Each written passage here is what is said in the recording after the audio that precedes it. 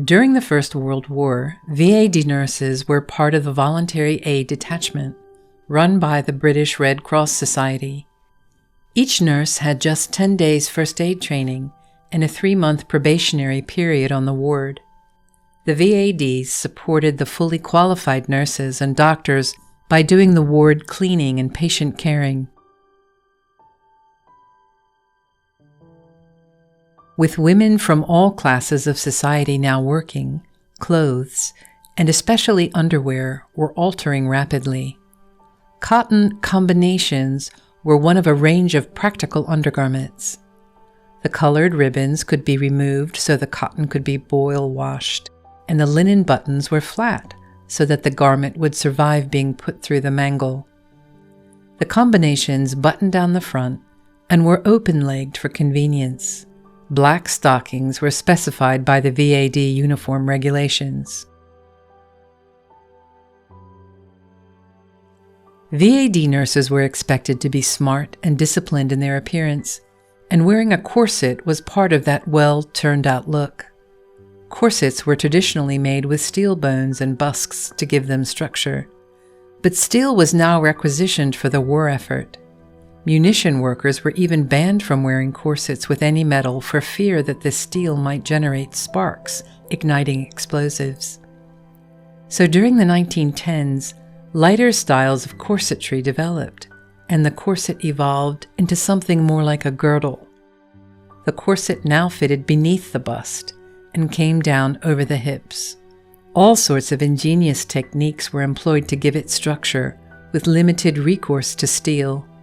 Corsets were even promoted as back support for war workers.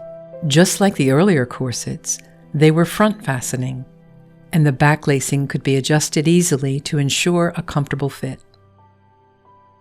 Perfume dusting powder was a small luxury that the nurses enjoyed. Makeup and perfume were otherwise not allowed. The corset often had elastic garters or suspenders to hold up the stockings, a very practical solution for hardworking women. The stockings were held in place by fastening a metal suspender clip onto the rubber disc with the stocking top in between. This held the stockings firmly in place. A waist petticoat completed the undergarments. The voluntary nature of VAD nursing meant that only women with a private income could afford to sign up. And for many of the nurses recruited, their uniform was the first time out of fashionable clothes into purely functional clothing. The VAD nurse's uniform differed in style to that of the trained nurse. Strict dress regulations were set out by the Joint War Committee for both indoor and outdoor wear, and from 1915, the VAD uniform received protection under the Defense of the Realm Act. VAD dresses did vary a little, but they were always made from a hard-wearing blue cotton chambray. They were long-sleeved, fitted at the waist, and fastened at the side left of the front. Many of the gowns had a concealed modesty piece at the center front, which ensured that the dress remained securely fastened.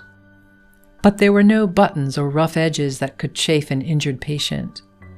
The left side fastened closed with concealed hooks and eyes. There were plenty of pockets.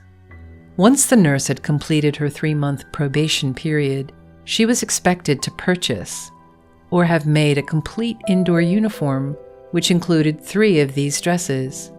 There was some compensation for the cost of the uniform, but it was less than half the actual sum needed. Initially, VAD nurses wore small, plain white Sister Dora caps, but gradually the volunteers began to adopt a smarter Army-style veil, much to the annoyance of the professional nurses. In the autumn of 1915, to maintain the distinction between the volunteer and the professionally trained nurses, a new style of veil was introduced for the VAD nurse by order of the Joint War Committee. This rectangular veil was pinned into place over the folds at the back of the neck with a safety pin. The nurses were expected to own 8 of them. The small top pocket was designed to hold items such as a thermometer and a pencil. The full-length apron had a waistband and a high round-necked bib marked with a red cross. The shoulder straps crossed over at the back and fastened with buttons at the waist.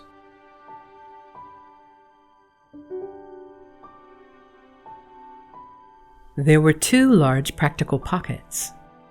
The apron was the item that the nurses were required to have the most of, 16 of them in all, which was an indicator both of the messy nature of their work and the levels of hygiene required. Oversleeves protected her dress from soiling and the patients from infection. She required 6 pairs. A single wipeable Macintosh apron was also stipulated.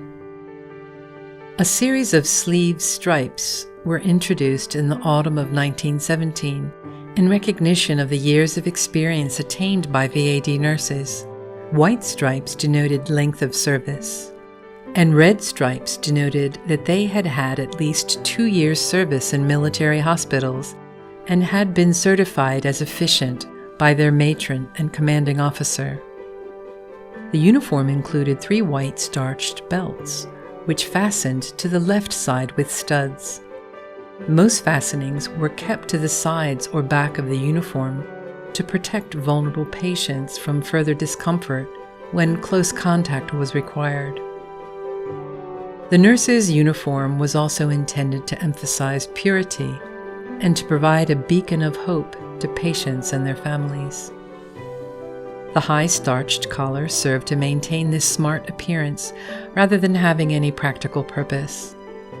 A concession was made when serving overseas, however, and the nurses were able to adopt a softer falling collar due to the heat and conditions of work. The wearing of indoor uniform for traveling was only permitted if the distance to work was short. Shoes had to be black, flat, and rubber-soled for work on the wards. Mass warfare meant mass casualties. The injured were transferred from the front line to field hospitals and by ship to the UK. Patients were then dispersed by train to the network of military, auxiliary, and convalescent hospitals.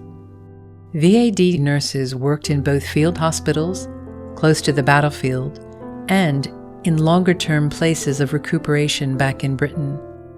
By 1918, there were about 80,000 VAD members. Although there were many professional nursing groups working brilliantly and tirelessly during the war, it was the VAD nurses that remained in the popular imagination. It was the VAD nurse who washed and fed the patients, changed their dressings, and cared for their well-being. It was the VAD nurse who entertained the patients and jollied them along. It was the VAD nurse who held their hands through long nights of distress and encouraged them through difficult convalescence. It was not for nothing that they were known as the Tommy's favorite.